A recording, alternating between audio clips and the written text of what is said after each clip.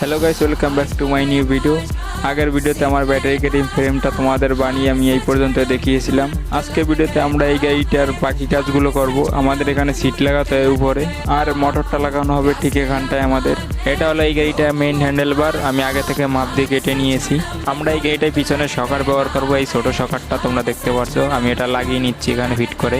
আর এই সকারটা ঠিক উপরে আমাদের সিট লাগানো হবে ঠিক এভাবে।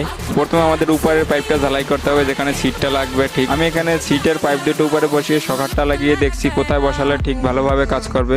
সকারটা ঠিক এখানে বসালে ভালো কাজ করবে। এবার উপরে এখানে ঝালাই করে দিতে হবে ভালো করে।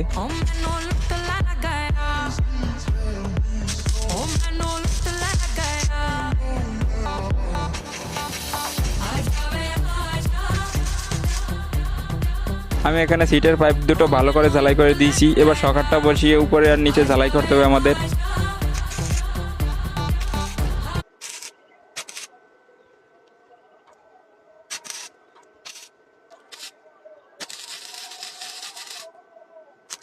আমি এখানে সকারটা উপরে নিচে ভালো করে ঝালাই করে দিয়েছি যাতে পরে গিয়ে কোনো সমস্যা না হয়। তোমরা দেখতে পাচ্ছ সকারটা কত ভালো কাজ করছে। এখন আমাদের হ্যান্ডেল বারের পাইপটা ঝালাই করতে হবে হ্যান্ডেলটা লাগানোর জন্য। আমাদের ব্যাটারি জ্বালাই কাজগুলো পুরোপুরি কমপ্লিট, তোমরা দেখতে পাচ্ছ। আমার যদি এই ব্যাটারি গাড়ির ডিজাইনটা তোমাদের ভালো লাগে তাহলে পেজটা ফলো করে দিতে পারো। ভিডিওটা তোমাদের বন্ধুদের কাছে শেয়ার করে দিও যারা এইসব ভিডিও দেখতে ভালোবাসে। আমার ভিডিওগুলি তোমরা কোন কোন জায়গা থেকে দেখছো কমেন্ট করে জানাতে পারো।